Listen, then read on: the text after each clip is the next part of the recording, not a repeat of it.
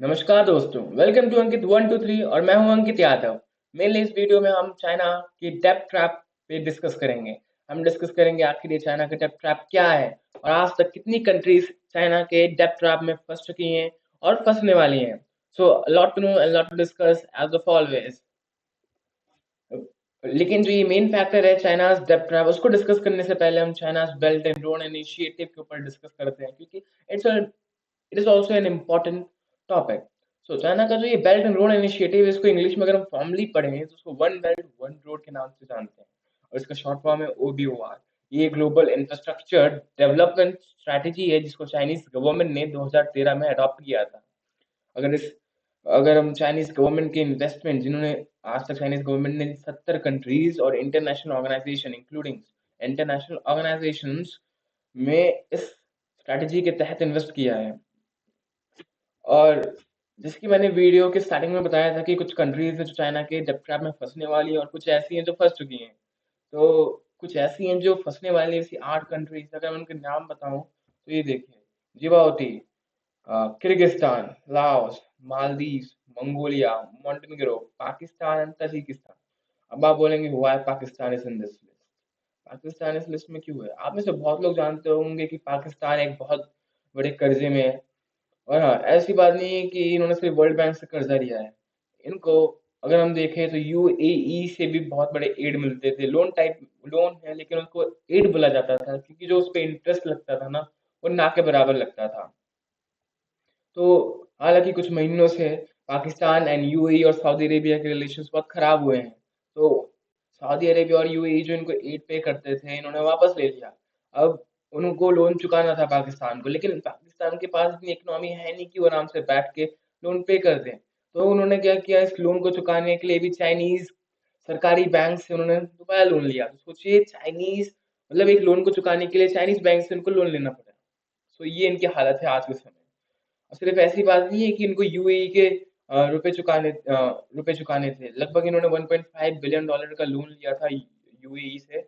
और हाँ, इन्होंने बहुत सारी इन्वेस्टमेंट कराई है बेल्ट एंड रोड इनिशिएटिव के तहत चाइना के। तो उसका भी लोन चुकाने के लिए आज तक ये बहुत कर्जे में है। और ऐसी बात आजकल सामने भी आई है कि जो इनका सिंध प्रोविंस है, जैसे कि हमारे कंट्रीज में स्टेट होता है ना, वैसे इनके प्रोविंस होते हैं। तो सिंध प्रोविंस है जो, उसके 2 टापू ये चाइना को लीज पे देने वाले थे। सो ऐसे करके न्यूज आए थे, तो बहुत कंट्रोवर्सी हुई थी इसकी। वहाँ के लोगों ने पाकिस्तान की गवर्नमेंट और वहाँ की आर्मी की बहुत आलोचना की थी।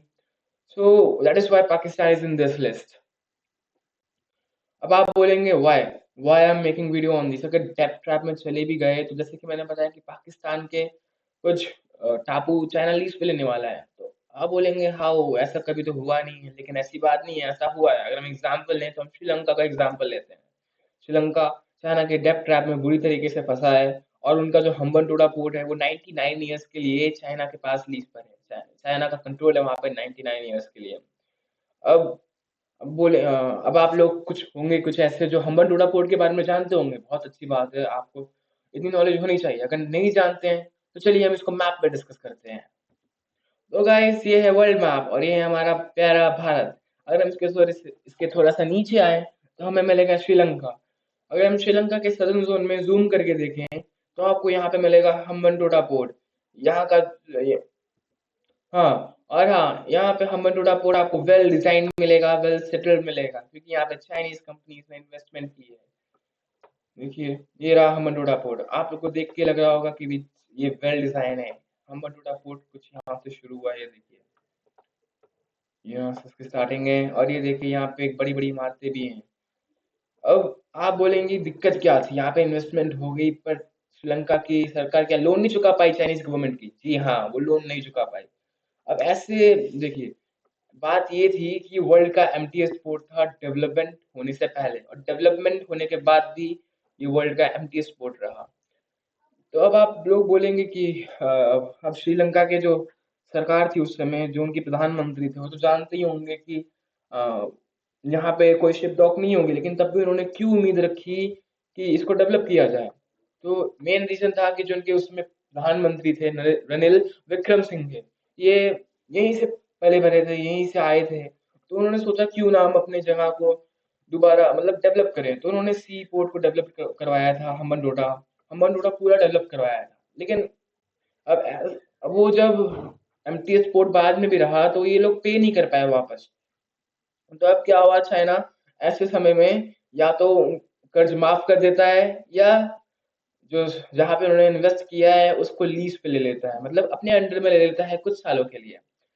तब उन्होंने सोचा कि वैसे तो चाइना इसको छोड़ भी सकता था, लेकिन चाइना ने इसको लीज पे ले लिया। इसके पीछे प्राइमरली एक बहुत बड़ा रीजन है। तो उसके लिए पहले मैं जूम आउट करता हूँ, तो ये देखिए श्रीलंका है। अब श्रीलंका के बगल में एक बहुत ही बड़ा मेजर कंट्री है, वो है हमारा प्यारा भारत, इंडिया। अब देखिए, ये इंडियन ओशियन है आज के समय, यहाँ पे इंडियन ओशियन में अगर आप जानते हैं तो यहाँ आज के समय यहाँ पे सबसे ज्यादा ट्रेड यहीं से होता है। वर्ल्ड का बिजिएस्ट ओशियन है इंडियन ओशियन, और यहाँ पे आज के समय हमारा डोमिनेंस है, इंडियन ओशियन में हमारा डोमिनेंस। क्योंकि आप आसपास देखें, यहाँ पाकिस्तान है, ईरान है, ओमान है, येमेन है, म्यांमार है, थाईलैंड है, बांग्लादेश है, तो श्रीलंका, उनका इतना कोई डोमिनेंस नहीं है इंडियन ओशियन में, हम पावरफुल है। दैट इज वाई ये एरिया हमारे डोमिनेंस में है। हम जब चाइना ट्रेड करता था तो उनकी शिप्स यहाँ से स्ट्रेट ऑफ मलक्का से गुजर के इनकी शिप्स यहाँ से फिर यहाँ पे हमारे अंडमान एंड निकोबार आइलैंड्स आते हैं, यहाँ से जाती थी, और फिर यहाँ से जाके यहाँ कंट्रीज में ट्रेड करती थी।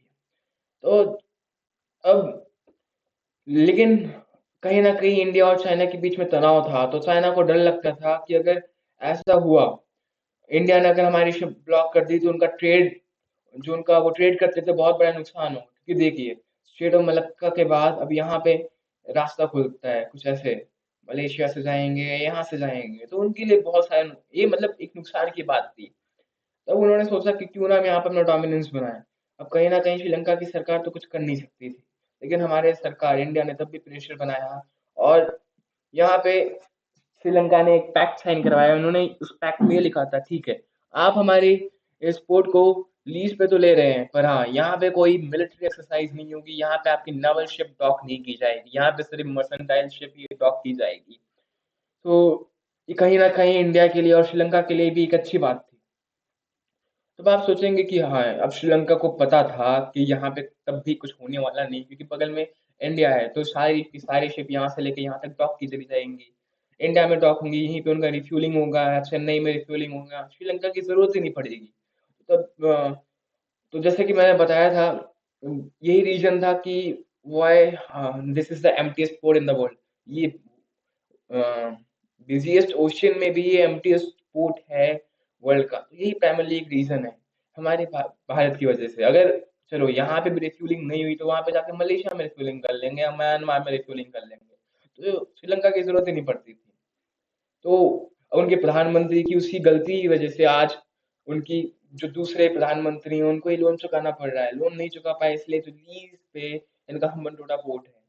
सोचने वाली बात है। तो कहीं ना कहीं डर रहता है बाकी कंट्रीज को भी कि कहीं उनके जो कोई एरिया है वो चाइना लीज पर ना ले ले। सो यही था एक मेन टॉपिक जिसके लिए मैंने वीडियो बनाया।